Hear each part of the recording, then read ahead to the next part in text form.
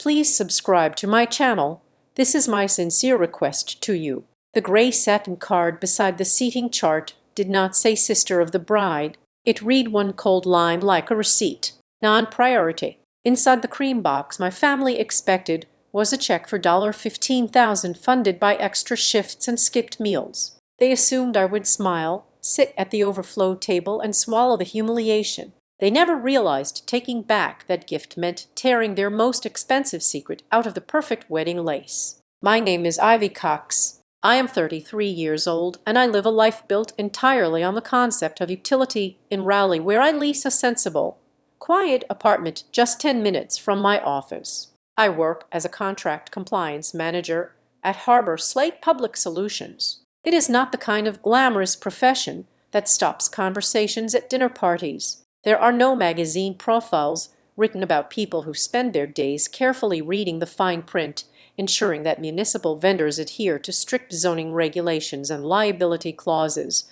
but it is incredibly stable. It is a quiet, orderly life. It pays my bills on time and affords me a predictable level of comfort. More importantly, it requires exactly the skills my family conditioned me to develop from the moment I could walk and talk. I am smart. I am infinitely reliable, and I fix things when they are broken. I manage the unseen details so that other people can shine. Every family operates like a complex, often fragile ecosystem.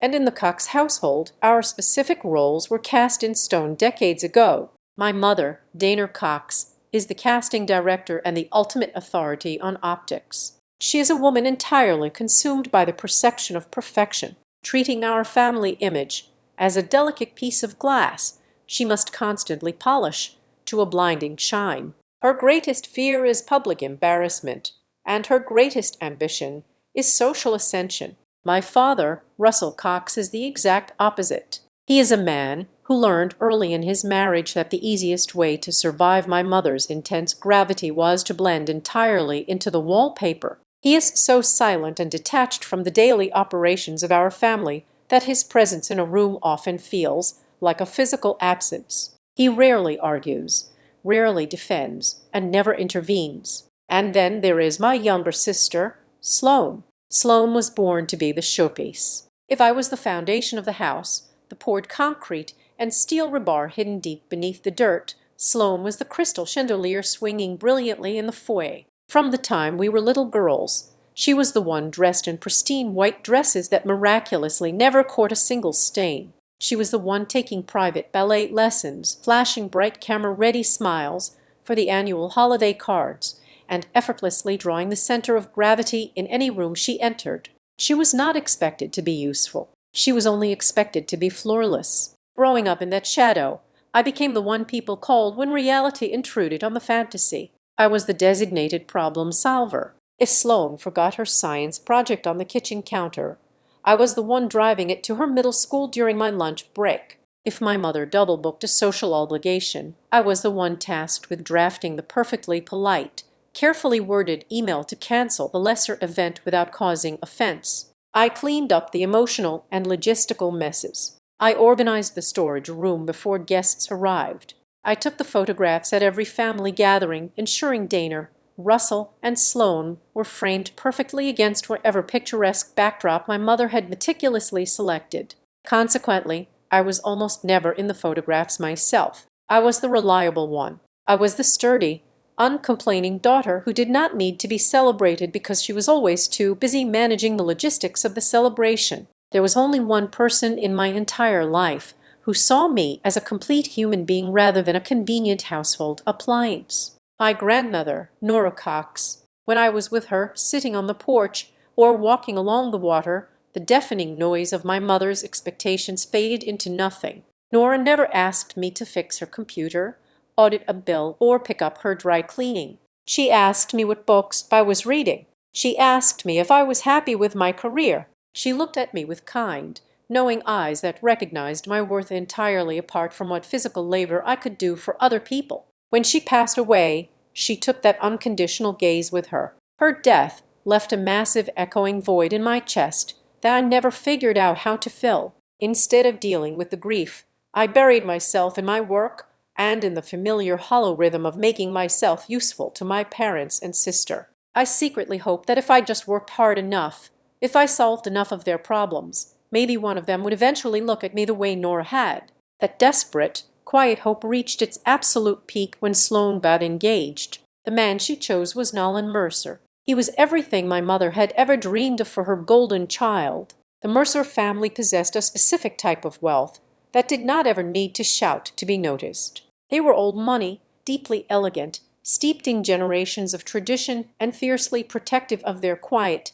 understated class. They owned historical properties, sat on the executive boards of prestigious charities, and wore tailored clothing that cost more than my entire car, but featured absolutely no visible branding. They were the epitome of the elite circle Dana Cox had spent her entire adult life trying to infiltrate. For my mother, Sloan marrying into the Mercer family was not just a joyous romantic occasion. It was a massive social campaign. It was the ultimate, undeniable validation of her entire life's work. The wedding planning commenced within hours of the proposal, and Dana transformed instantly into a ruthless general marshalling her troops. Every single detail had to be immaculate. The reception venue, the floral arrangements, the catering menu, the imported linens, the ambient lighting, everything had to be beautiful, clean, and astronomically expensive. There could not be a single crack in the porcelain facade we were presenting to the Mercers and their society friends. The Cox family had to appear entirely flawless, effortlessly wealthy, and culturally matched to Nolan's intimidating pedigree. Naturally, the heavy, unglamorous logistics of presenting this flawless illusion fell directly onto my shoulders. As the pressure of the wedding mounted, I found myself drawn deeper and deeper into the chaotic, demanding machinery of the preparations. I told myself that this was simply what good sisters did, but underneath the rationalizations and the exhaustion, a familiar, pathetic yearning began to stir in my chest. I looked at the sheer magnitude of this event. I looked at how much it genuinely mattered to my mother and how it would define Sloane's entire future. And I made a quiet, monumental decision. I told myself that this wedding was my absolute final opportunity to cross the invisible freezing barrier that separated me from the rest of my family. I wanted to be seen as a true member of the inner circle, standing proudly beside them in the bright light, not just the reliable stagehand moving heavy props in the dark. I knew by then that begging for their emotional warmth was a losing game.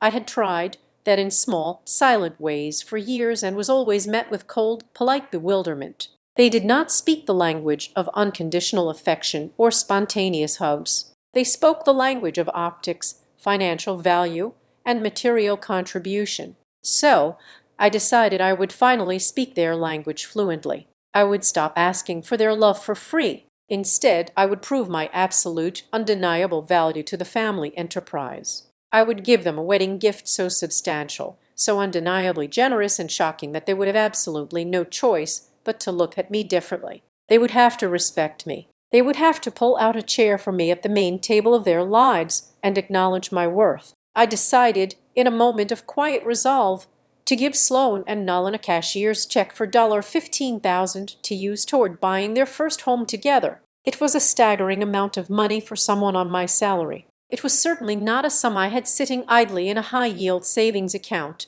waiting to be spent on a whim. It was a massive number that would require a brutal, systematic dismantling of my own daily comfort to achieve. But I was entirely willing to do it. I was willing to drain myself, financially, if it meant I could finally secure the one thing I had been starving for since grandmother Nora passed away. I wanted to matter, not just a useful tool, but essential family. I wanted my mother to look at me with the same fierce, glowing pride she reserved exclusively for Sloan. I wanted my sister to embrace me tightly and tell me she could not possibly imagine her perfect life without me in it. I convinced myself that $15,000 was the exact calculated price of admission into my own family's hearts. I set my jaw, opened a blank spreadsheet on my work laptop, and began to carefully calculate exactly how many hours of my life I would have to sell to afford a seat at their table. I had absolutely no idea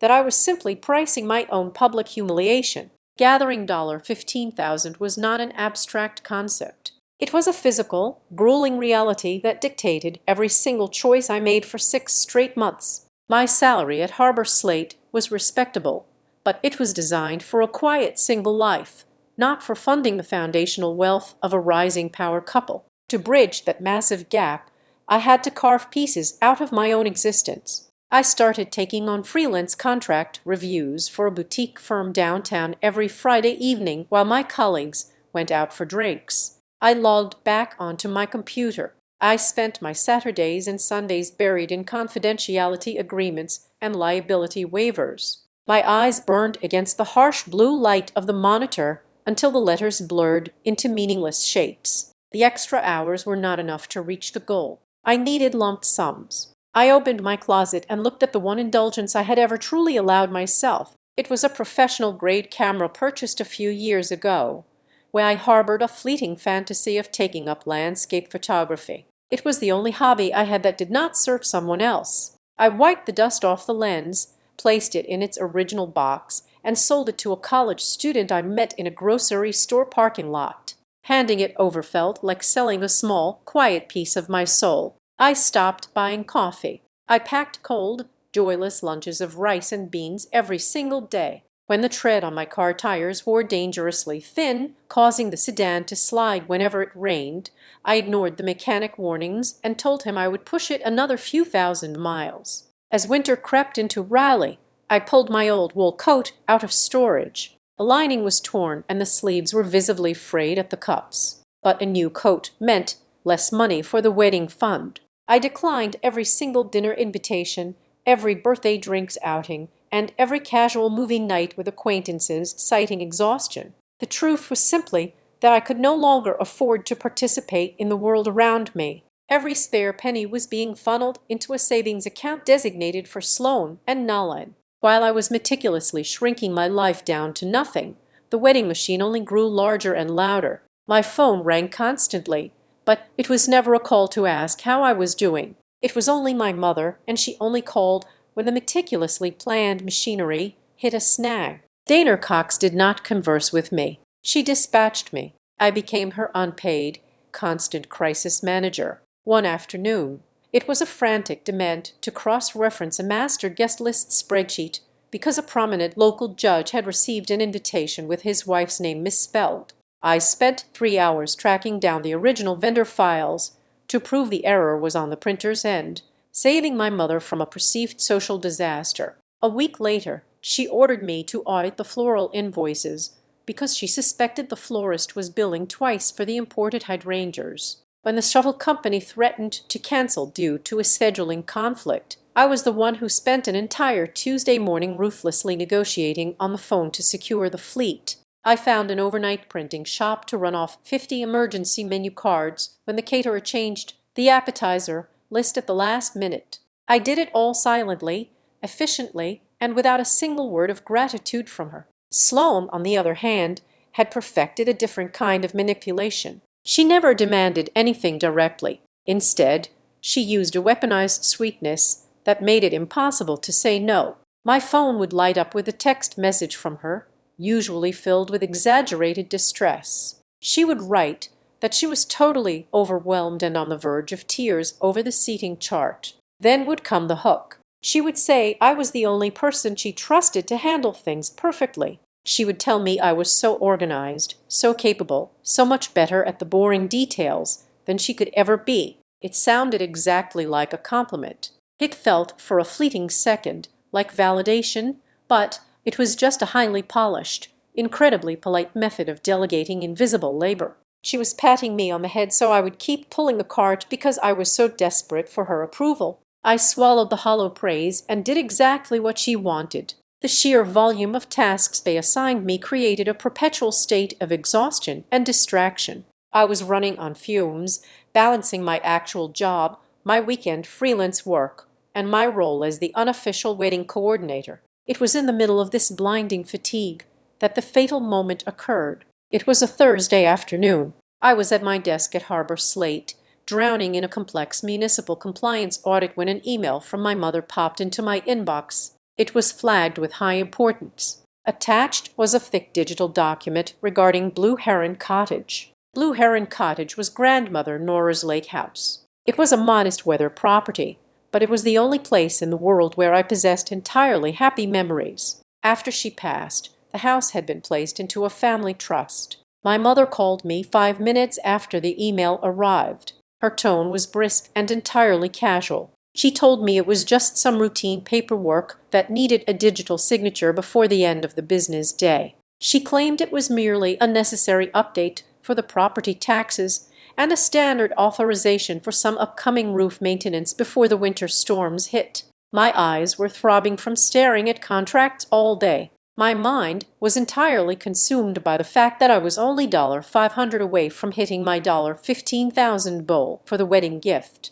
I looked at the dense legal jargon on the screen. My entire career was built on reading the fine print, on catching the hidden traps in legal documents. But this was my mother. Surely in the midst of planning her golden child's perfect wedding, she was just trying to cross one more tedious administrative task off her endless list. I did not read the document. I did not scrutinize the clauses or question the timing. I simply scrolled to the bottom, typed my name into the digital signature box, and hit send. I wanted to get back to my work. I wanted to finish my shift so I could take one more freelance job and finally secure the money that would change my standing in the family. I believed with every fiber of my being that the money would act as a magical key. A few weeks later, when the final deposit cleared, I walked into my local bank branch and asked the teller to print a cashier's check. Watching the machine spit out that thick watermarked piece of paper was the most profound emotional experience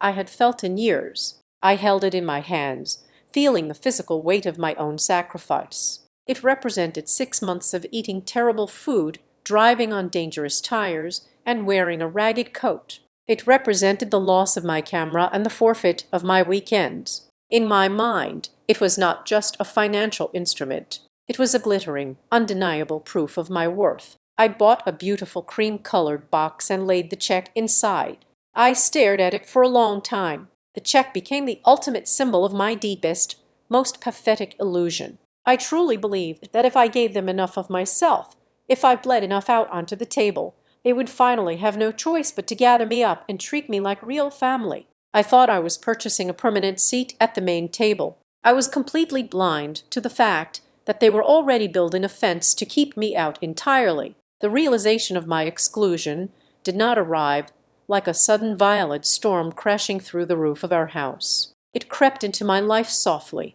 It was wrapped in velvet layers and hand-delivered in polite little installments over the course of the spring. The very first package of this reality arrived on a Tuesday evening when Sloane formally announced the final members of her bridal party. I had spent that entire afternoon fixing a massive formatting error on her digital save-the-date invitations, assuming my role in the upcoming wedding would naturally reflect my blood tie to the bride. But when the glossy cards, stock announcements were mailed out to the extended family, my name was completely absent from the pristine list. Instead, there were 4 women carefully selected for the coveted role. There was her former college roommate, a girl who worked alongside her at the boutique fashion firm, and 2 women she frequently played doubles with at the local tennis club. They were all uniformly tall, blonde, and effortlessly wealthy. When I finally gathered the courage to ask my mother about the glaring omission, trying desperately to keep my voice steady and reasonable over the phone,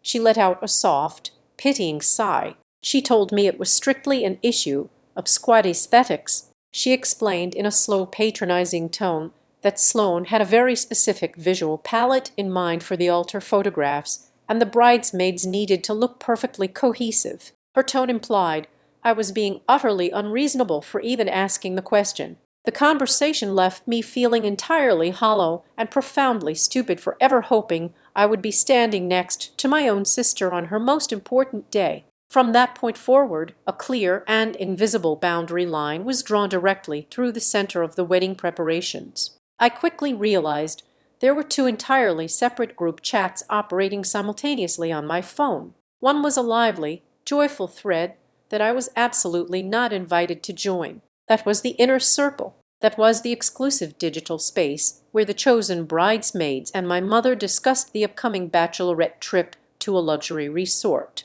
the matching silk robes they would wear while getting ready, and the private dress-fitting appointments in Atlanta. I only knew about these glamorous events because my mother or sister would casually mention them in passing, assuming I was perfectly fine with being left standing in the cold. I was completely excluded from the dress fittings, entirely left out of the early family portrait sessions booked to capture the pre-wedding glow and removed from the core narrative of the celebration. Instead, I was a captive and permanent audience member in the secondary communication channel. That thread was a relentless, stressful barrage of logistical nightmares and last-minute panics. In that space, my constant presence was completely mandatory. My mother and sister treated me like an unpaid on-call concierge service that was not allowed to sleep. While they were sipping expensive champagne and pinning up delicate hemlines, I was instructed to drive downtown in heavy traffic to deliver 75 heavy welcome bags to the boutique hotel where the wealthy out-of-town guests were staying.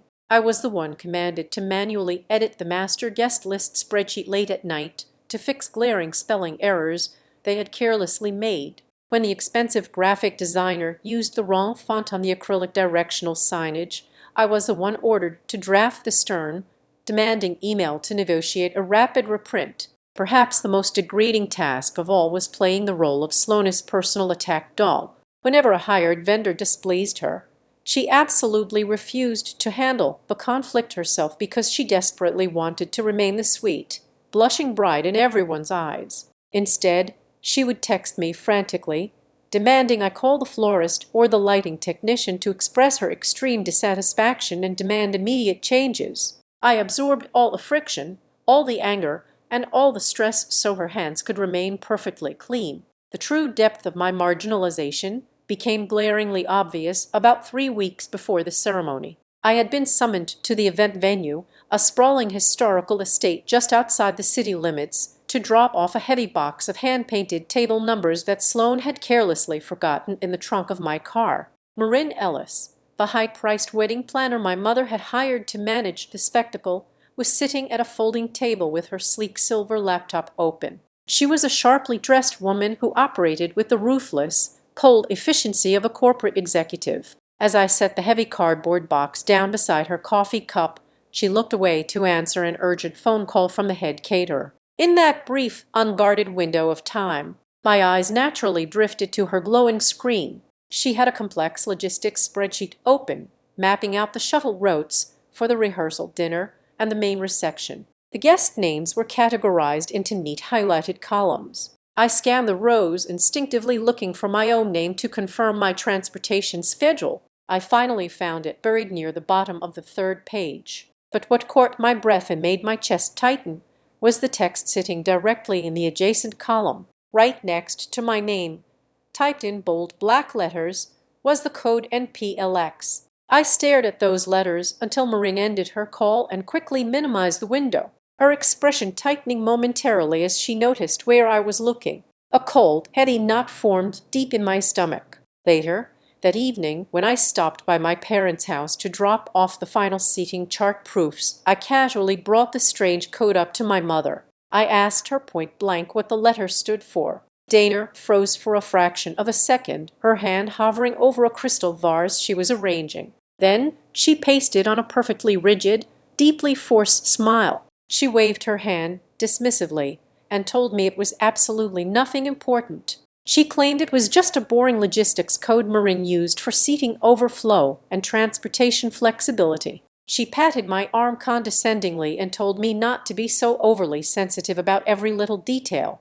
But the lie was so painfully obvious, it hung in the air between us like stale, toxic smoke. I knew in my bones that it meant something far worse than transportation routing. The final piece of the velvet trap snapped completely shut a few days later. I had returned to the wedding planner's expensive downtown office suite to pick up the remaining vendor contracts that needed my mother's physical signature. The receptionist smiled politely and told me Marin and Dana were meeting in the back conference room and that I could just walk right on back. The heavy wooden door was slightly ajar. As I reached out my hand to push it open, my mother's voice drifted out into the quiet hallway. Her tone was completely stripped of its usual honeyed, socially acceptable warmth. It was cold, clinical, and brutally calculating. She was telling Marin that they needed to be very careful about exactly where I was positioned throughout the entire weekend. I stopped breathing. I pulled my hand back and leaned closer to the crack in the door. My mother stated clearly and firmly that I should be kept in a flexible position because I was prone to being overly emotional and simply did not fit into the important high-value frames of the event. She was literally curating me out of the family history. She was methodically ensuring I would be close enough to do the heavy lifting, close enough to solve the problems and pay the bills, but kept far enough away to never be documented as a core piece of their lives. I did not push the door open. I did not storm into the room and scream at them. I turned around and walked silently out of the building, the air conditioning freezing the sweat on the back of my neck. When I got to my car, my hands were shaking so violently I could barely fit the key into the ignition. It was in that stifling hot parking lot that a profound, irreversible shift occurred inside my brain. The deep, aching hurt began to crystallize into something entirely different. It hardened into a chilling absolute clarity. I realized this was not just thoughtlessness or typical wedding stress. This was an active, deliberate strategy. I pulled out my phone and did something I had never done before in my entire life. I opened the chaotic troubleshooting group chat and took a digital screenshot of every single demanding message, every harsh directive, and every unpaid task they had assigned me over the past 6 months. I forwarded the long email chains where I fixed their mistakes directly to my personal secure inbox. I saved the angry voicemails where Sloan demanded I yell at the caterer. I did not do it because I was absolutely certain of a grand criminal conspiracy against me. I did it because for the first time in my entire obedient life, a deep primal intuition screamed at me that I was being systematically set up. I was quietly collecting the pieces of a puzzle I could not yet fully see, preparing myself in the shadows for the exact moment the ugly picture finally revealed itself to the light. The wedding week arrived with the suffocating pressure of a highly anticipated theatrical premiere, and it was during these final days that my family taught me a very specific lesson. They taught me that humiliation is not always a loud public screaming match. Sometimes humiliation has a strict dress code, a reserved seating assignment, and a perfectly polite smile. The rehearsal dinner was the first master class in this quiet cruelty. The event was hosted at an exclusive, sprawling country club overlooking a meticulously manicured golf course, a venue chosen specifically to signal to the Mercer family that we belonged in their tax bracket. The dining room was a vision of old-world elegance, smelling faintly of roasted meats, expensive wine, and heavy floral centerpieces. I walked into the room, expecting to take my natural place among my relatives. I looked at the long, magnificent head table adorned with glowing candles and silver cutlery. My parents were seated there, radiating triumphant joy. Sloan and Nolan sat at the center, glowing like minor royalty. The entire Mercer family sat shoulder to shoulder with them, in a solid, unbroken display of unified generational wealth. I walked slowly around the perimeter of the room, scanning the delicate calligraphy on the place cards, my heart beating a little faster with each empty chair I passed. I finally found my name. I was not placed at the head table. I was not even placed at the adjacent tables reserved for the bridal party or the extended cousins. My designated seat was tucked far away in the back corner of the room, positioned as small, cramped round table pushed directly against the swinging wooden doors of the kitchen. Every time a waiter rushed out with a heavy tray, a blast of hot, greasy air hit the back of my neck. I looked at my table mates. I was seated next to two of my mother's casual acquaintances from a local charity board and a very elderly couple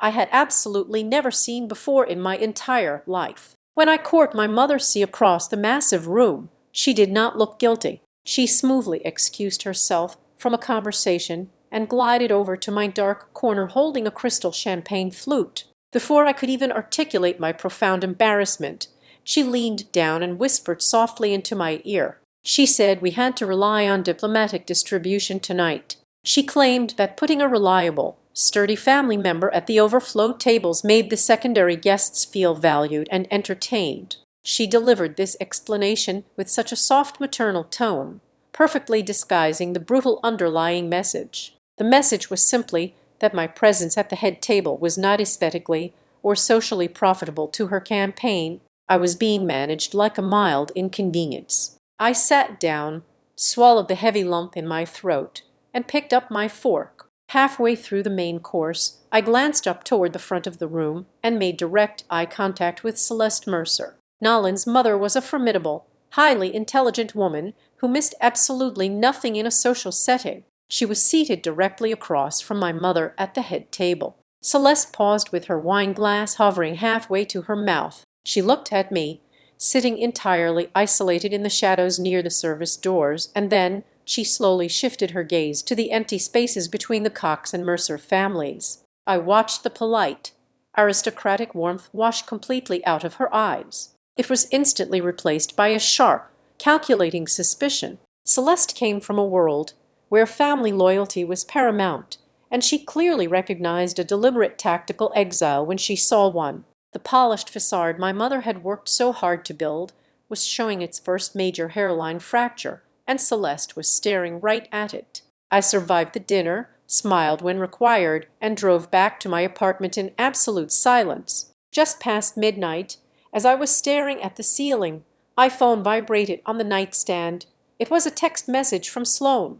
For the past 4 months, my mother had explicitly instructed me to purchase a dress in a very specific shade of blush pink to match the broader family color palette. I had spent a considerable amount of my dwindling savings on a silk gown that fit the strict requirement perfectly. Sloane's midnight message was brief and dripping with an artificial weaponized sweetness. She asked me to please wear something in a much darker muted tone tomorrow instead. She claimed the wedding photographer had suddenly decided the family portraits needed more visual contrast and that my blush dress would wash out the lighting. It was a blatant, transparent lie designed to visually separate me from the rest of the family in the official photographs. I was being color-coded out of my own bloodline so that I would look like a guest rather than a sister. The next morning, the humiliation escalated from quiet text messages to physical barricades. At 8:00, I arrived at the luxury hotel where the bridal party was getting ready.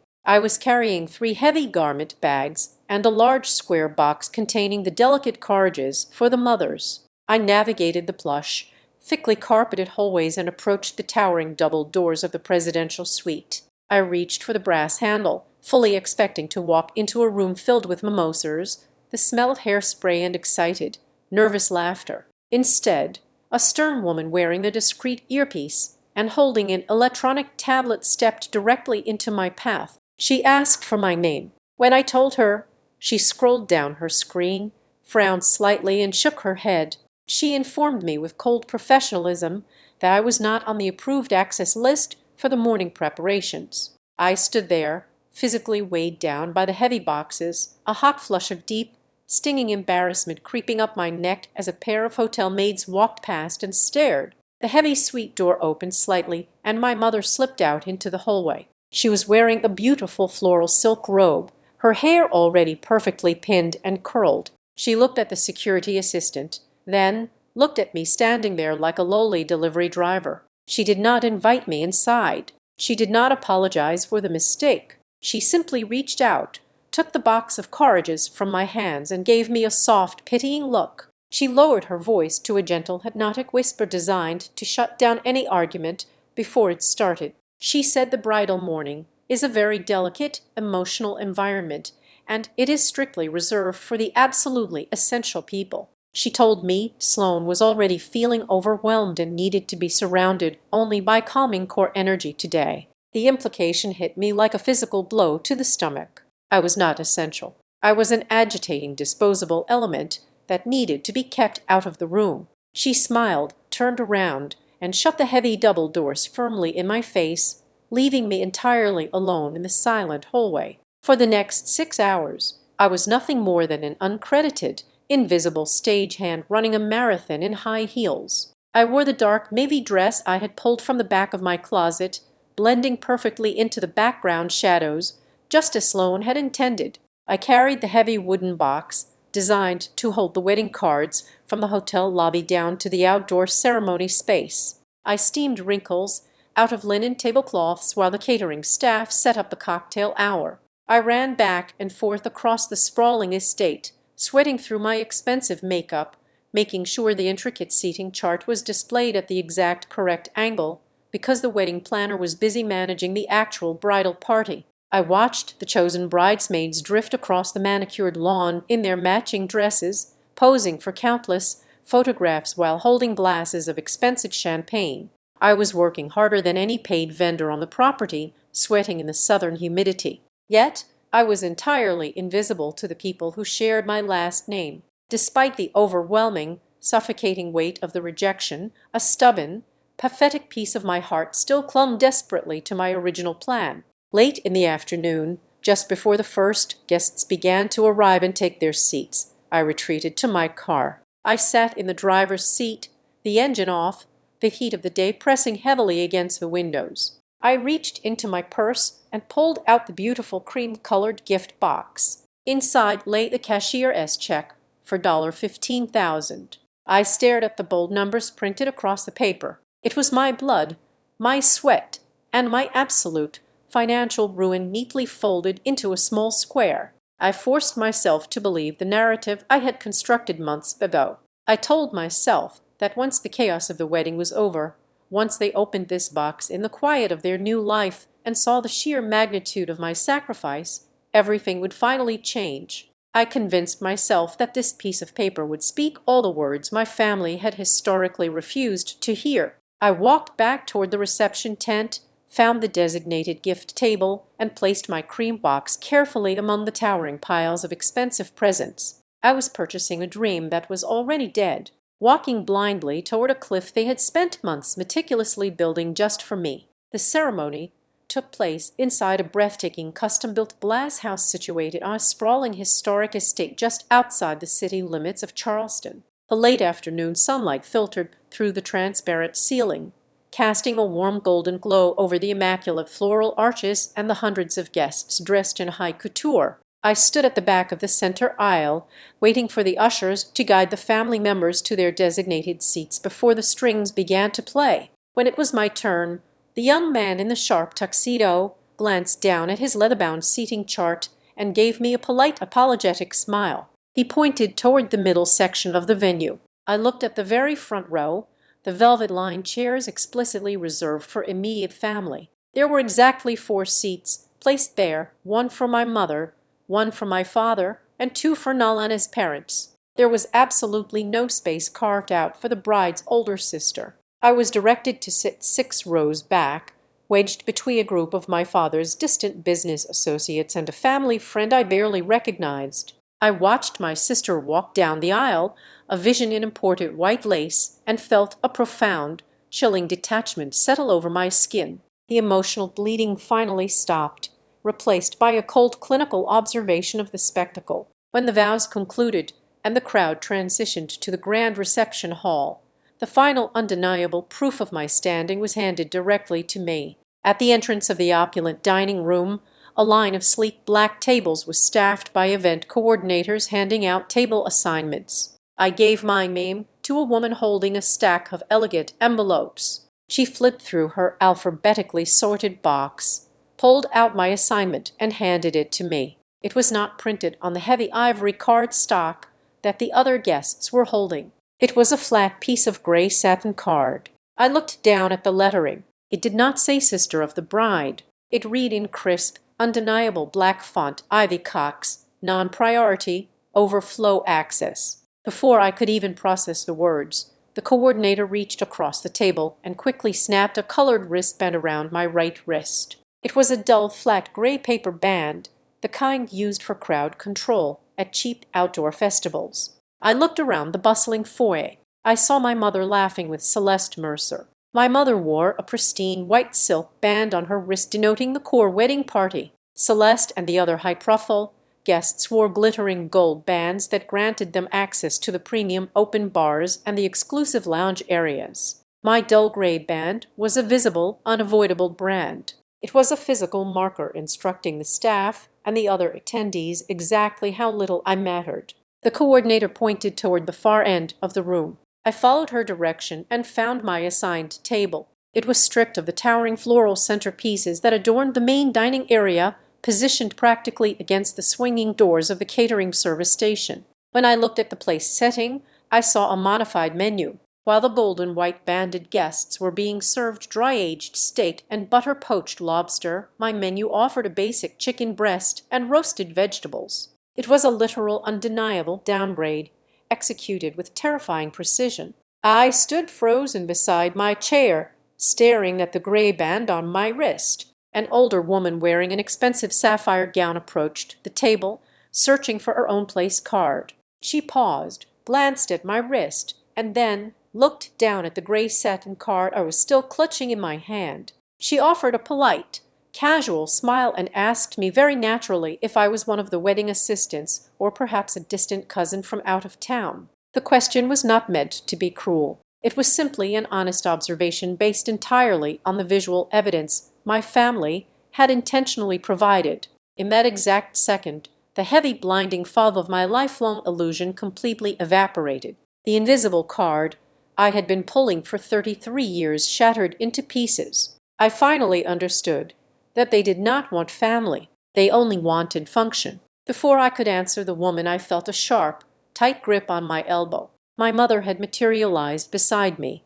her smile stretched tight and florless across her face for the benefit of the watching guests. She leaned in close, the scent of her expensive perfume overpowering the smell of the roasted meats, and hissed directly into my ear. She told me not to make a scene. She whispered that tonight was absolutely not about me. Her words were meant to force me back into my quiet, obedient submission.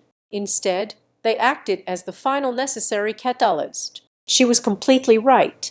It was not about me. It had never been about me. I looked at her perfectly manicured hand gripping my arm, and I felt nothing but a startling absolute calm. I pulled my arm out of her grasp with a smooth, deliberate motion. I did not raise my voice. I did not shed a single tear. I simply turned away from her and began walking back across the crowded reception hall. My destination was the towering gift table positioned near the main entrance. The cinematic pacing of the room seemed to slow down as I moved. I navigated through the sea of designer gowns and tailored suits, my eyes locked onto the towering pile of beautifully wrapped boxes. I reached the table and immediately spotted the elegant cream-colored box I had placed there earlier in the afternoon. I reached out and lifted the lid. The thick cashier's check for $15,000 lay perfectly still against the tissue paper. It represented 6 months of my absolute financial and emotional starvation. It was the price I had been willing to pay to buy a family that did not even want me in their photographs. I reached into the box and picked up the check. I folded it neatly in half and slid it directly into the small pocket of my dress. Next to the gift boxes sat a stack of blank, heavy cards, stock squares intended for guests to leave advice for the newlyweds. I picked up the black pen from the table. My hand was incredibly steady. I did not shake. I wrote a single definitive sentence on the card. I wrote, "If I am a category not family, then this is a charge I no longer owe." I dropped the card into the empty cream, placed the lid back on top, and turned toward the exit. I had only made it halfway across the marble foyer when the frantic clicking of heels echoed behind me. Sloane was practically running toward me, clutching the heavy skirts of her custom wedding gown in her hands to keep from tripping. Her face was flushed with panic and sudden blazing anger. Several guests had turned their heads, watching the bride abandon her own reception to chase someone toward the doors. She caught up to me just as I reached the grand glass exit. She grabbed my shoulder, her voice a harsh, furious whisper. She demanded to know what I was doing. She accused me of trying to ruin her perfect night and actively trying to embarrass her in front of the Mercer family. I stopped and turned to face my sister. I looked at the beautiful white dress, the floorless hair, and the desperate, selfish panic burning in her eyes. I did not feel the familiar urge to fix her problem. I did not feel the need to shrink myself down to protect her image. I looked at her with a chilling, hollow detachment.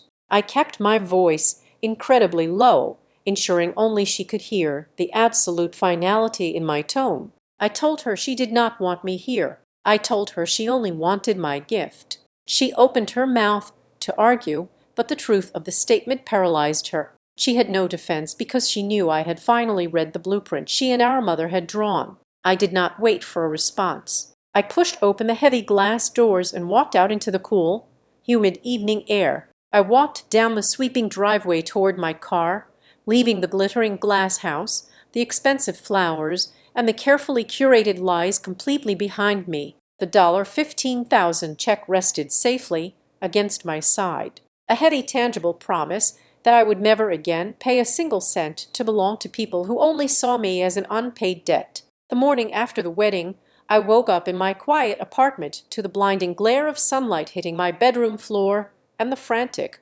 relentless vibrating of my phone against the nightstand. For a long time, I just lay there beneath the heavy quilt, staring at the ceiling, feeling the phantom weight of the gray paper wristband still clinging to my skin. When I finally reached for the device, the screen was a chaotic battlefield of digital notifications. There were 42 missed calls and over 80 text messages, almost entirely from my mother and my father. Overnight, while I was sleeping in the silent aftermath of my departure, my family had been incredibly busy constructing a bulletproof, highly fictionalized narrative of the evening's events. They had rapidly built a defensive wall of lies to protect their pristine image from the fallout of my exit. According to the frantic text from my mother, the humiliating seating arrangement and the degraded menu were simply unfortunate logistical errors made by an incompetent catering staff. Instead of acting with grace, her messages claimed I had suffered a massive, hysterical loss of control. I had deliberately chosen to ruin my younger sister's perfect day out of deep-seated, pathetic jealousy. My mother's final message was a masterpiece of emotional extortion. She demanded that I immediately hurry up the $15,000 check back to them if I had any desire whatsoever to salvage the fractured remains of our family relationship. I opened a social media application and found Sloane's freshly updated profile. She had posted a floorless, highly edited photograph of herself and Nolan twirling on the marble dance floor under the glass ceiling. The caption beneath the image was sickly sweet, but contained a razor-sharp passive-aggressive hook. She wrote about being surrounded by true love and explicitly noted that absolutely nothing and no one could ever ruin the most perfect night of her entire life. They were entirely aligned. They were gaslighting me on a public stage, desperately trying to force me back into the comfortable role of the unstable, unreliable daughter who had to buy her way back into their good graces. Before I could even process the sheer audacity of their strategy, a new message popped onto my screen. It was not from a family member. It was from Marin Ellis, a high-priced wedding planner. The message was brief, stripped of her usual overly polished corporate enthusiasm.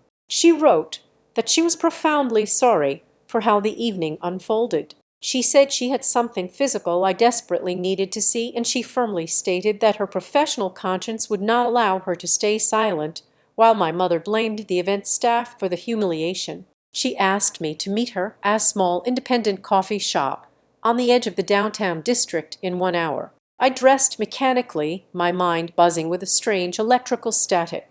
When I arrived at the cafe, the heavy scent of roasted espresso beans hit me. Marin was already sitting in a back corner booth, wearing dark sunglasses and gripping a ceramic mug with tense white-knuckled fingers. As I slid into the wooden seat across from her, she did not offer any polite small talk. She reached into her leather tote bag, pulled out a thin manila folder, and pushed it across the scratched wooden table toward me. She explained, her voice trembling slightly with suppressed anger, that my mother had spent the entire morning screaming at her over the phone, threatening to ruin her business by publicly blaming her agency for the seating disaster. Marin refused to be the scapegoat for their cruelty. I opened the folder. Inside was a stack of printed email threads. I looked at the top page. It was a direct communication from Sloane to Marin dated 3 weeks before the ceremony. I read my sister's exact words. Sloane had explicitly requested the creation of the non-priority label. She had specifically mandated my placement in the overflow section by the kitchen doors. She had personally selected the downgraded chicken menu for my seat, and she had clearly instructed Marin to ensure I was entirely omitted from the official family portrait shot list. It was not a mistake. It was a highly detailed, meticulously executed assassination of my dignity orchestrated entirely by the bride.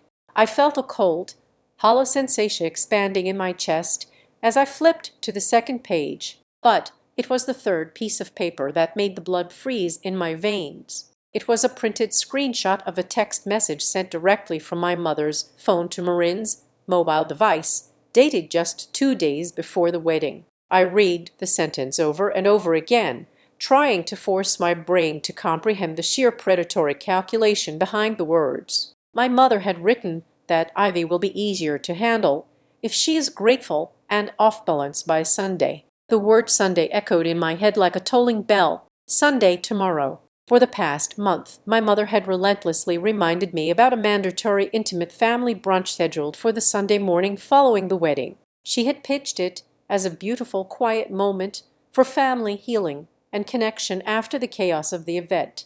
She had also casually mentioned in that same breezy, dismissive tone she always used when delegating chores that a notary would be stopping by the house during the brunch. She claimed it was just to quickly finalize those minor tedious maintenance and tax documents regarding Blue Heron Cottage that I had digitally signed weeks ago. I stared blindly at the cafe wall as the invisible puzzle pieces slammed violently into place. Blue Heron Cottage was grandmother Nora's property. It was a family trust. My mother did not want me off balance simply because she enjoyed being cruel. She wanted me completely destabilized, humiliated, and drowning in the desperate need to earn back her affection so that I would blindly sign away my legal rights to my grandmother's estate. The entire wedding degradation was a psychological softening tactic. They knew I was bringing a massive financial gift, but that was just a bonus. The main target was the real estate. They needed me to feel so small, so utterly worthless, and isolated by Sunday morning that I would eagerly sign any legal document they put in front of me just to stop the bleeding and be allowed back into the fold. I watched my face drain of color. She whispered that she had no idea what was supposed to happen on Sunday, but she knew a coordinated ambush when she saw one. I thanked her, my voice sounding like it belonged to a completely different person. I gathered the papers, placed them carefully back into the folder, and walked out to my car. I had barely closed the car door when my phone rang again. This time, the caller identification displayed an unknown number. I answered cautiously. The voice on the other end was smooth, aristocratic, and fiercely intelligent.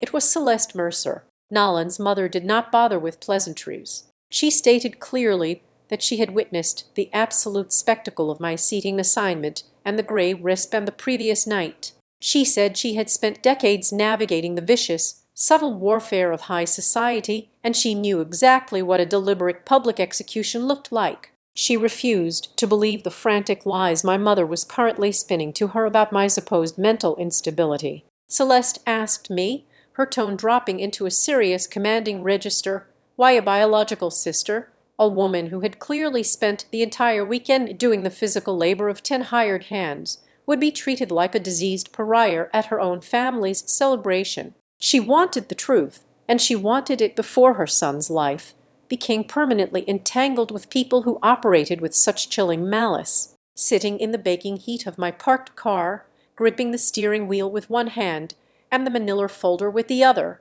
a profound, irreversible transformation occurred deep inside my mind. For my entire adult life, I had believed I was the problem. I thought I was simply not good enough, not bright enough, or not successful enough to warrant their love. I thought I was overly sensitive. I thought I was crazy. But as Celeste Mercer's demanding, validating voice filled the quiet space of my car, the lifetime of heavy, suffocating guilt instantly evaporated.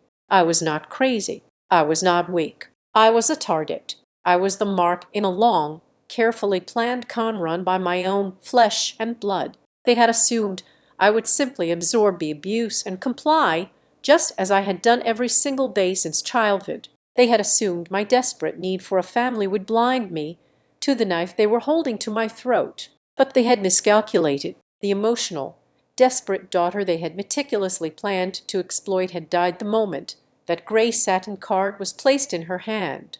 A new woman was sitting in her place, armed with hard evidence, a clear mind, and an absolutely unbreakable resolve. I took a slow, deep breath, pressed the phone closer to my ear, and told Celeste Mercer I would tell her exactly what she wanted to know. I did not go back to my apartment after hanging up the phone with Celeste Mercer. Instead, I drove directly to the sleek glass-paneled office building downtown where a real estate attorney named Lena Hart operated her practice. I had briefly consulted Lena 2 years ago regarding a minor zoning issue for my own rental lease, and I remembered her as a woman who possessed absolutely no patience for sentimentality. She dealt in the cold, unforgiving reality of contracts, deeds, and equity. That was exactly what I needed. I could no longer afford to view my family through the distorted, forgiving lens of a desperate daughter. I had to look at them through the eyes of a legal auditor. I sat in Lena's sterile conference room,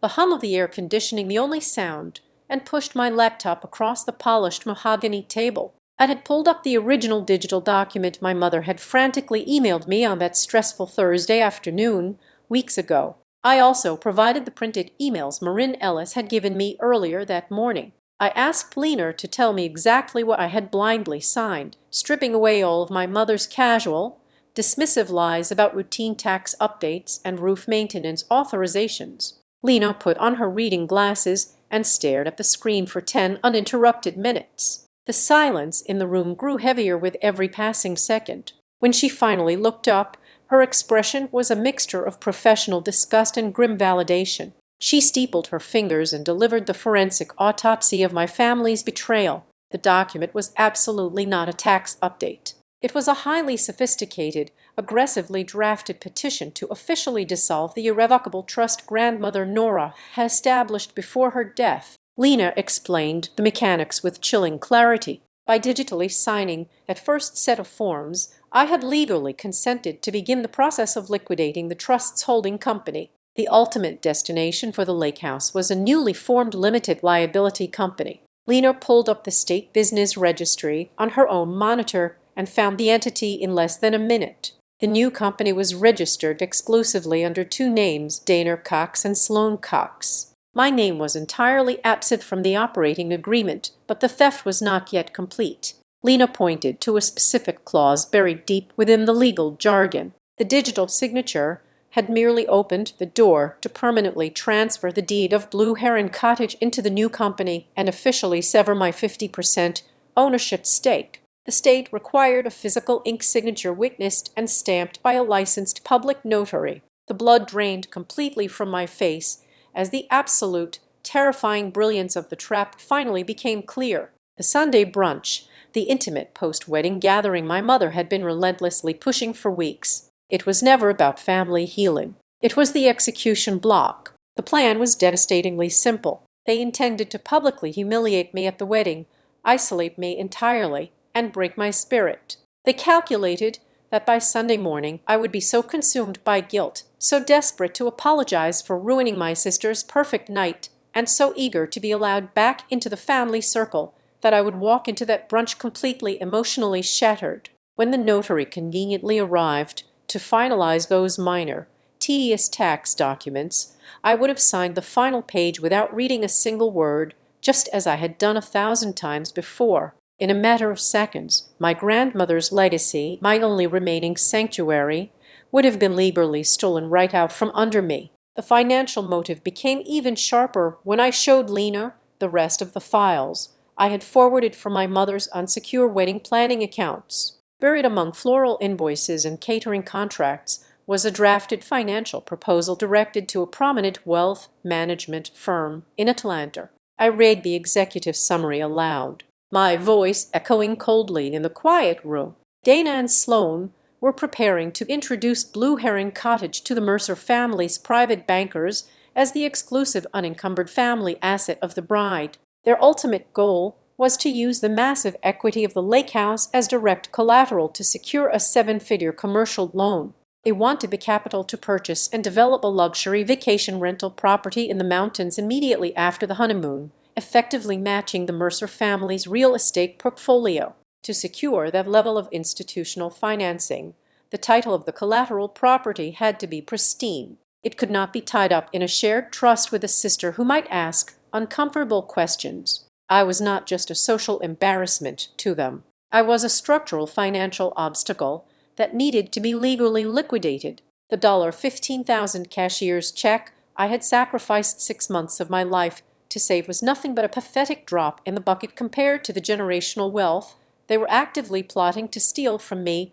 while I was busy fetching their dry cleaning and addressing their invitations. I stepped out of Leaner's office into the private hallway and dialed Celeste Mercer's personal number. When she answered, I did not cry. I laid out the exact sequence of legal and financial maneuvers my mother and sister were attempting to execute. The silence on the other end of the line was absolute, followed by a sharp, aristocratic intake of breath. Celeste confirmed my worst suspicions. The Mercer family had absolutely no idea that Blue Heron Cottage was a shared trust. Sloane had repeatedly and explicitly told Nolan that the historic lake house was her own private inheritance, a quiet place she intended to bring their future children. The Mercers, who prided themselves on immaculate financial vetting and conservative investments, were walking blindly into a fraudulent equity loan application orchestrated by their new in-laws. Celeste's voice hardened into polished steel. She told me she despised liars,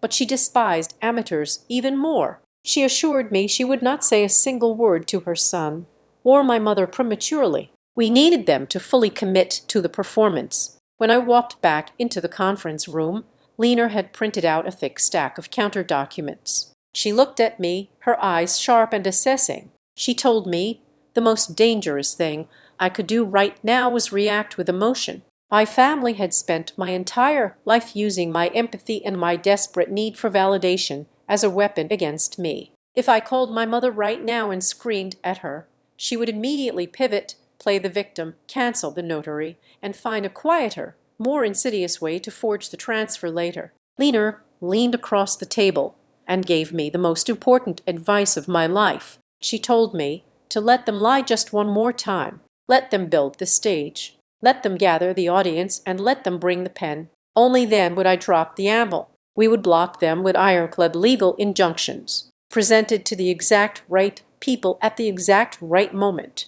Driving back to my apartment that evening, the city lights blurring past my windshield, the final agonizing layer of the conspiracy settled perfectly into place. The gray satin card, the restricted access, the label of non-priority. It was never just petty, mean-spirited bullying. It was a highly calculated psychological warfare tactic. By visibly categorizing me as a secondary disposable element in front of the extended family and the Mercers, my mother was proactively building a narrative. She was creating a public record of my estrangement. If I was widely perceived as a chaotic, ungrateful outsider who caused scenes and did not fit in with the family's elevated status, then quietly removing my name from a family asset later would seem entirely justified to anyone who asked. They were not just stealing my property. They were drafting a script where they were the victims of a difficult relative, legally protecting their assets from my supposed instability.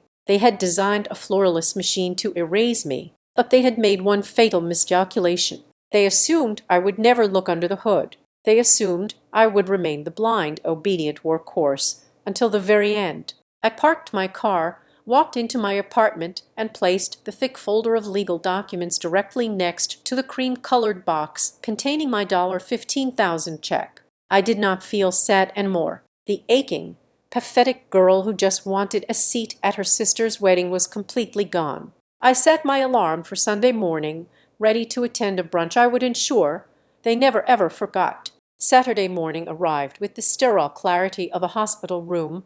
I was no longer operating under the hazy, suffocating cloud of a daughter desperate for affection. I was operating as a woman who had never been afforded the luxury of making a single mistake. I returned to Lena Hart's office carrying a heavy canvas tote bag that contained the physical remnants of my family's elaborate performance. We spent 4 uninterrupted hours transforming my lifelong emotional trauma into a watertight, chronologically sequenced legal timeline. I laid the items out across the wide mahogany conference table. First was the photograph I had taken of the gray satin seating car. Next to it, I placed the plain paper overflow wristband I had carefully removed from my wrist followed by the printed receipt for the downgraded menu I had obtained from the catering manager before leaving the venue.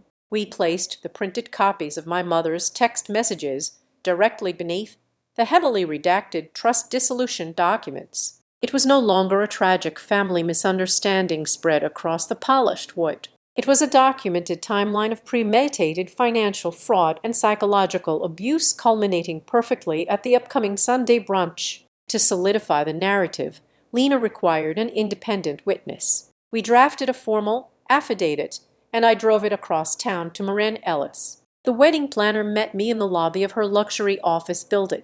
She read through the document, which explicitly detailed that every single degrading modification made to my seating, my meal, and my access had been directly mandated by the bride and my mother. It clearly stated that absolutely none of the humiliations were the result of an operational error or a vendor oversight. Marin picked up a heavy black pen and signed her name at the bottom of the page without a second of hesitation, having it legally notarized by the front desk clerk. With that single stroke of ink, the false story my family was frantically spinning to their high society friends was completely destroyed. The audience for the final act was also perfectly secured. I received a brief, highly professional phone call from Celeste Mercer later that afternoon. She informed me that my mother had officially extended a gracious invitation to the Mercer family to attend the intimate Sunday brunch. My mother had pitched the gathering to Celeste exactly as we predicted,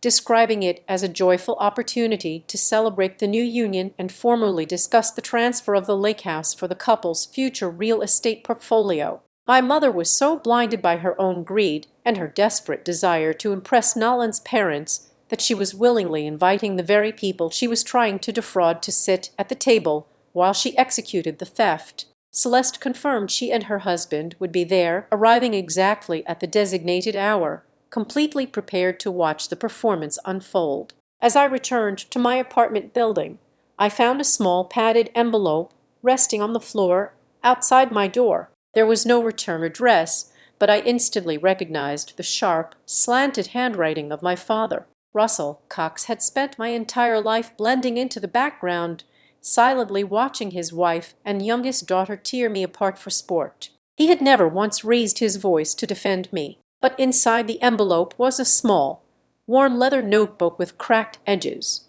It belonged to grandmother Nora. I opened the fragile pages and found a specific entry dated 2 years before her death. Written in her elegant looping cursive was a clear, unambiguous directive regarding Blue Heron Cottage. She wrote that the property was meant to be a permanent sanctuary for both of her granddaughters. She explicitly stated her absolute wish that any future decisions regarding the estate must be made jointly, and that neither sister was ever allowed to force the other out or leverage the property for personal gain. My father did not have the courage to stand up to my mother in the bright light of day, but in the dark he had quietly handed me the exact weapon I needed to destroy her legal claim to moral authority. Armed with an impenetrable arsenal of evidence, I retreated into complete and absolute silence. I did not post vague, angry messages on the internet. I did not call my extended relatives to defend my character or explain my abrupt departure from the reception.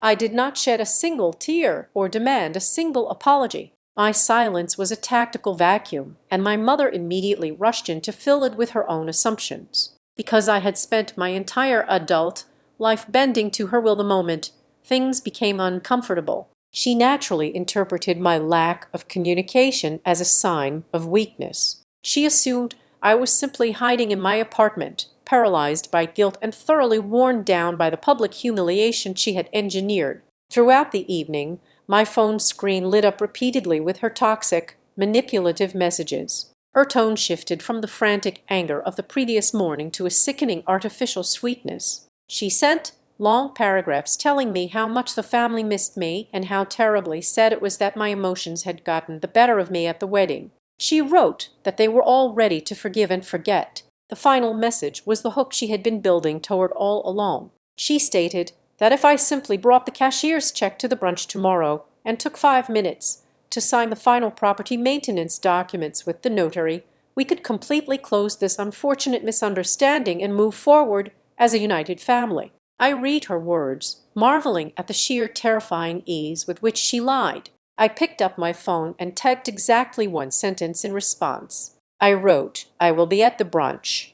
I pressed send and placed the device face down on the kitchen counter. I knew that short, compliant message would make her breathe a massive sigh of relief. It would make her smile, pour herself a glass of expensive wine, and believe with absolute certainty that she had won the war before the final battle even began. She believed I was broken. She believed I was crawling back to the table, ready to hand over my money and my inheritance just to be allowed to sit in a cheap plastic chair in her presence. The sun began to set over the city, casting long, dark shadows across my living room floor. I cleared off my dining table and began to arrange my possessions. I placed the gray satin card in the center. To its left, I laid out Grandmother Nora's leather notebook open to the page that condemned their greed. To the right, I placed the thick manila folder containing the signed affidavit, the vendor emails, and the trust dissolution paperwork.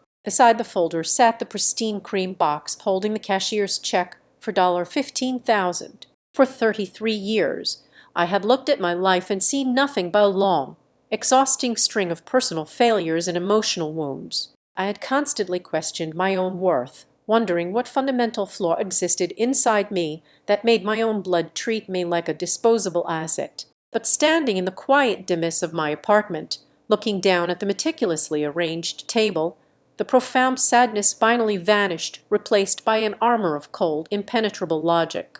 I was no longer looking at the debris of a broken family. I was looking at a fully constructed, heavily documented legal case. I was the lead investigator, the star witness, and the judge. The knife they had spent months driving into my back had finally been pulled out, its blade sharpened to a microscopic edge, ready to be handed right back to them. I turned off the lights and went to sleep, my mind completely clear, waiting for the sun to rise on the most important day of my life. I arrived at my parents' house at precisely 11:00 in the morning. The suburban street was painfully quiet, lined with towering oak trees and perfectly manicured lawns that revealed absolutely nothing about the people living behind the heavy wooden doors. I walked up the paved driveway holding a slim, unmarked leather portfolio case tucked under my left arm. Inside that thin case was the complete and utter destruction of my mother's carefully curated reality. I rang the brass doorbell, my heart beating with a slow, heavy, and completely unbothered rhythm. I was no longer walking into a family gathering. I was walking into a deposition. My father opened the door. Russell Cox looked exactly as he always did, a man trying desperately to shrink into his own tailored sweater. He did not meet my eyes. He mumbled a quiet greeting, staring at the polished hardwood floor, and stepped aside to let me pass. He led me into the formal dining room, a space usually reserved for major holidays and orchestrated displays of wealth. My mother had set the stage with a terrifying level of precision. The massive mahogany table was draped in her most expensive imported ivory linen tablecloth. The antique bone china with its delicate gold rim was laid out flawlessly. Sunlight caught the edges of the crystal water goblets and the heavy silver cutlery. The room smelled of freshly brewed artisanal coffee, warm vanilla pastries, and the sharp, undeniable scent of impending manipulation. Dana Cox was a woman who fundamentally believed that if she strictly controlled the physical aesthetics of an environment,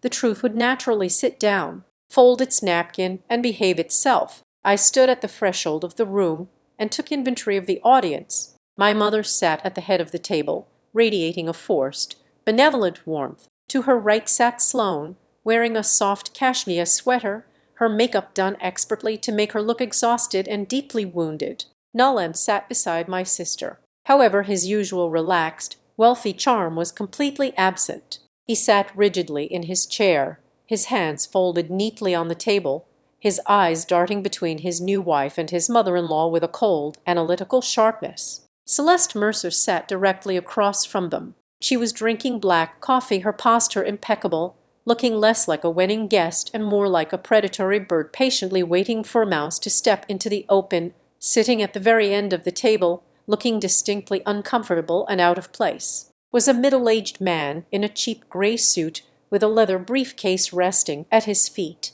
My mother had introduced him as a local public notary, invited under the incredibly transparent guise of conveniently finalizing some tedious family paperwork while everyone was happily gathered together. I took the only remaining empty chair, placed my thin leather portfolio onto my lap beneath the tablecloth, and folded my hands. Because the portfolio was so slim, they all collectively assumed it contained exactly what they demanded. They thought it held the cashier's check for $15,000, ready to be surrendered. My mother poured me a cup of coffee with a terrifyingly gentle smile. She did not raise her voice. She did not yell. She initiated the ambush, using the familiar, suffocating tone of moral superiority she had weaponized against me my entire life. She looked around the table, ensuring she had a captive audience, and began her prepared monologue.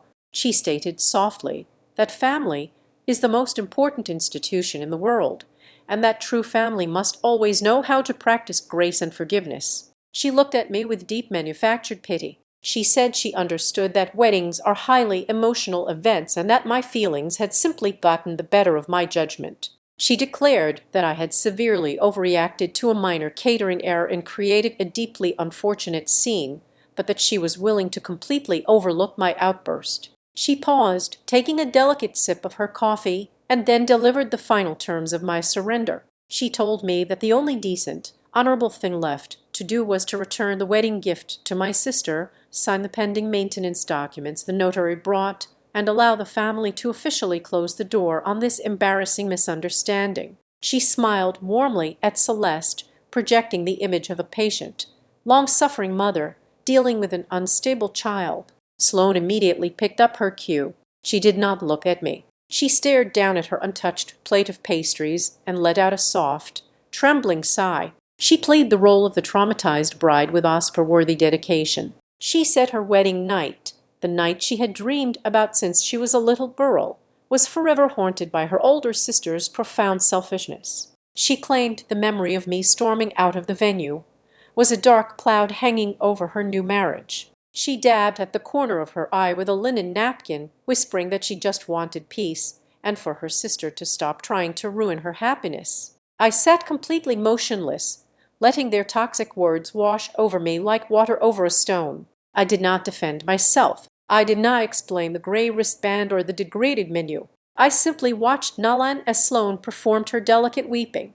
Nalan did not reach out to comfort her. He did not rub her shoulder or offer a reassuring word. He simply watched her cry, his jaw clenched tight. He was beginning to see the cracks in the porcelain. The room fell into a heavy, expectant silence. They were waiting for me to break. They were waiting for the apologies to spill out of my mouth, for me to place the check on the table and reach blindly for the notary's pen. But before the silence could stretch any further, Celeste Mercer smoothly intervened. She set her coffee cup down with a sharp, decisive click against the saucer. She looked directly at my mother, her expression entirely neutral, but her eyes burning with a fierce, terrifying intelligence. Celeste casually remarked that the wedding was indeed a beautiful spectacle, but she was very eager to discuss the future. She leaned forward slightly and brought up Blue Heron Cottage. She asked Daner in a tone that sounded perfectly polite, but demanded absolute precision to clarify the exact nature of the property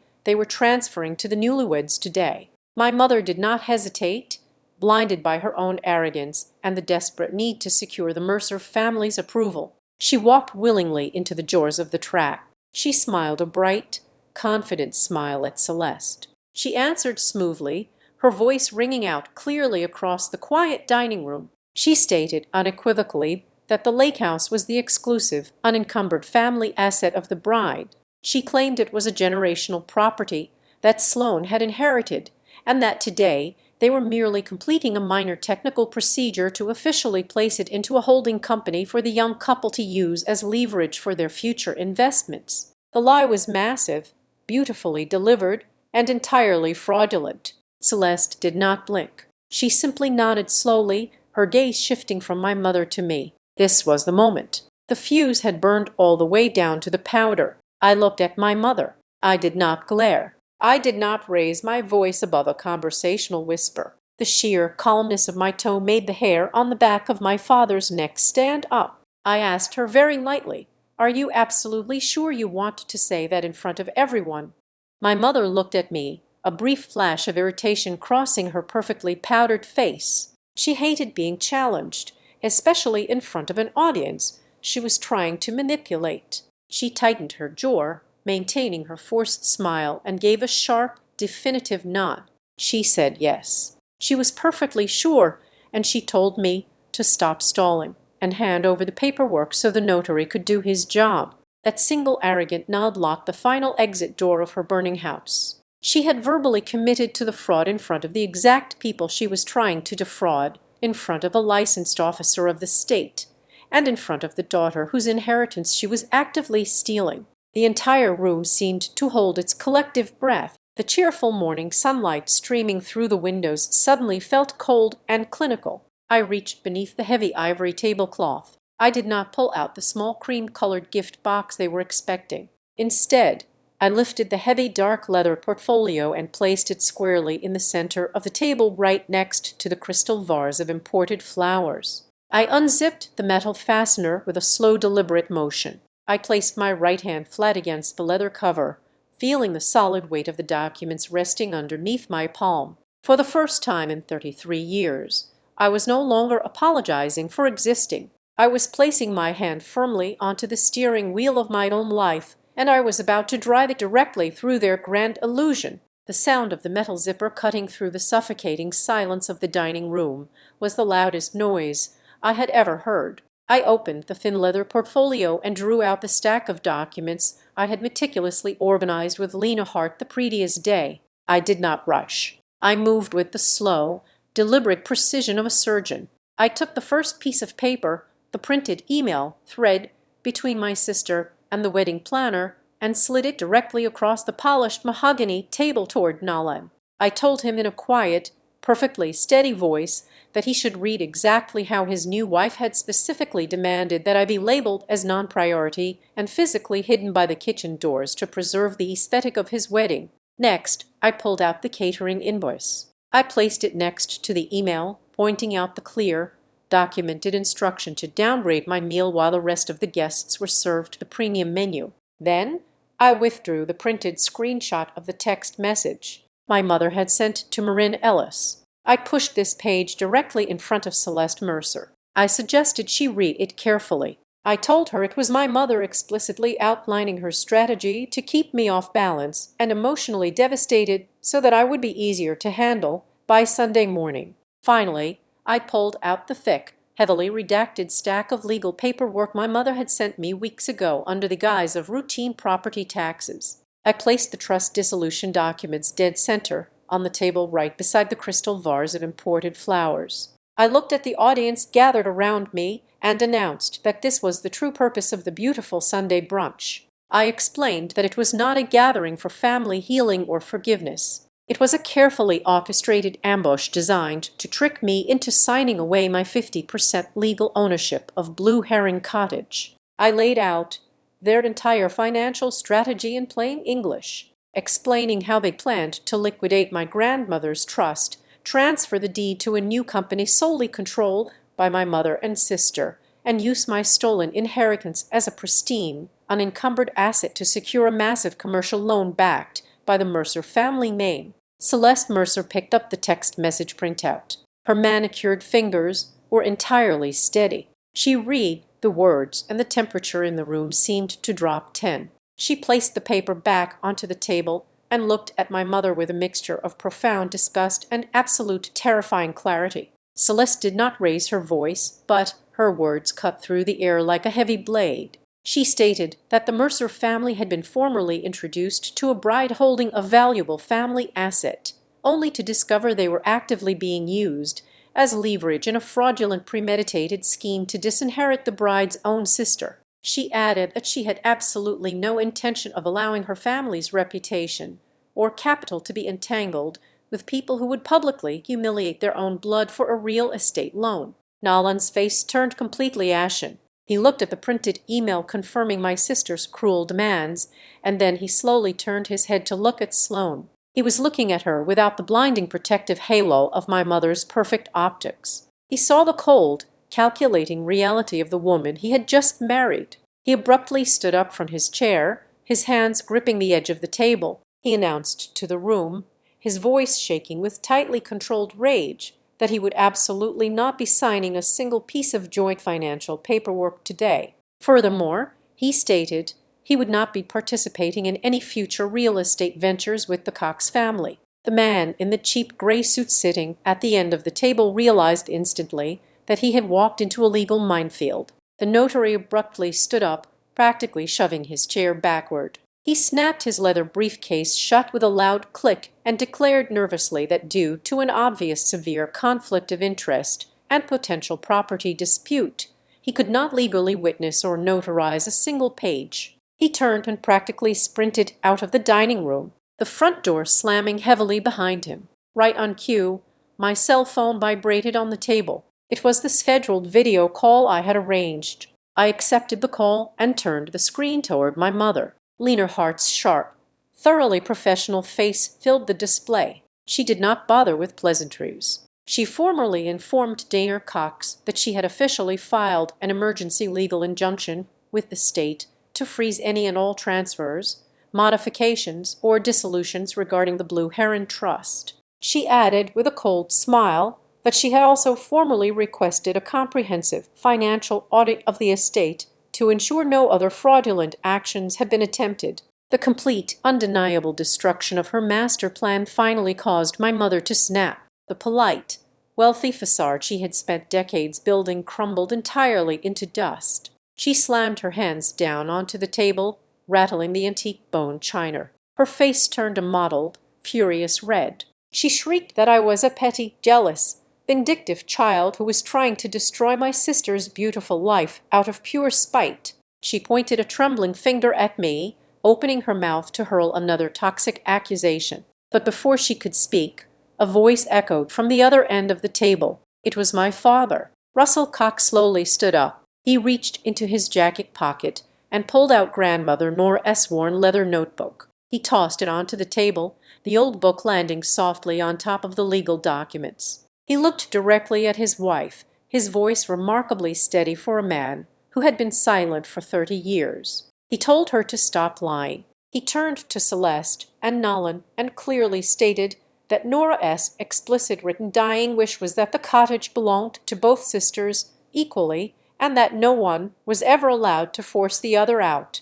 He confirmed that Dana had been actively trying to subvert that wish to fund her own social ambitions. For the first time in his entire life, my father stepped out of the shadows and chose to defend me. The sheer weight of the betrayal, the loss of the Mercer family respect, and the collapse of her perfect image caused Sloane to shatter completely. She lost every ounce of her elegant, poised grace. She began to sob, but it was not the delicate, manipulative crying from earlier. It was an ugly, desperate panic. She screamed across the table at me. She yelled that I was always trying to take up space I did not deserve. In her blind hysteria, she shrieked that she had to give me that gray wristband and put me at the back of the room so I would finally know my exact place before I signed the property papers. She screamed that I was supposed to just absorb the lesson, sign the documents, and go away. The room went dead silent after her outburst. She had just publicly confessed to the entire conspiracy.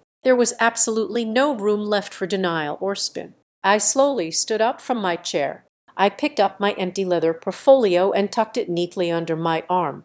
I looked at my sister, whose expensive makeup was now running down her face in dark streaks, ruining her soft cashmere sweater. I felt absolutely nothing for her. The deep, aching need to fix her problems and earn her love was completely gone. I looked her directly in the eyes and spoke the coldest, most liberating words of my entire life. I told her she did not lose a wedding gift today. I told her she lost the right to ever use me as a family utility again. I turned my gaze to my mother, who was staring blankly at the ruined brunch table, completely paralyzed by the absolute destruction of her social standing. I informed her that I would be keeping my $15,000 and I would be keeping my half of the lake house forever. I turned my back on them, walked out of the formal dining room, and stepped out the front door into the bright Sunday sunlight. I walked down the driveway to my car, the warm breeze hitting my face, and I did not look over my shoulder a single time. Several months later, the chaotic noise of my former family had completely faded into silence. I took the $15,000 I had sacrificed so much to save and began a massive renovation of Blue Heron Cottage. I restored the wooden porch, fixed the roof, and painted the walls a bright, welcoming white. It is no longer just an asset or a piece of leverage. It is my sanctuary. On the day the renovations were finished, I hung a small custom-made wooden sign on the wall directly above the kitchen table. It reads, "Every seat here is equal." Back in my apartment in Raleigh, tucked safely away in the bottom drawer of my desk, sits the gray satin non-priority card. I kept it not out of sadness, but as a permanent physical reminder that the exact day they tried to push me down into the dirt was the exact day I finally stopped begging for a seat at their table and decided to build my own. Thank you for listening to this story. Please let me know in the comments where you are listening from so we can interact and share our thoughts. Do not forget to subscribe to the Azad Revenge Stories channel, like the video, and support me further by pressing the hype button so this story can be heard by more people. Thanks to all.